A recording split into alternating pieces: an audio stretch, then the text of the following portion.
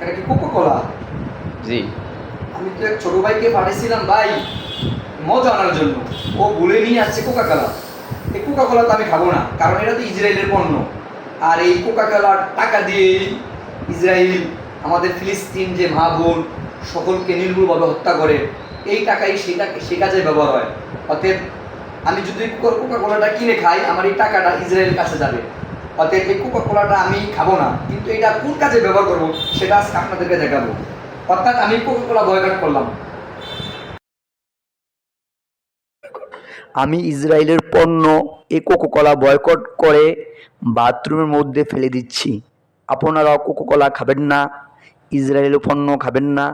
ইসরায়েলের এই পণ্য আমাদের কাছে বিক্রি করে সে অর্থ নিয়ে, সে টাকা নিয়ে আমাদের ফিলিস্তিন মা বোনদের প্রতি এই টাকা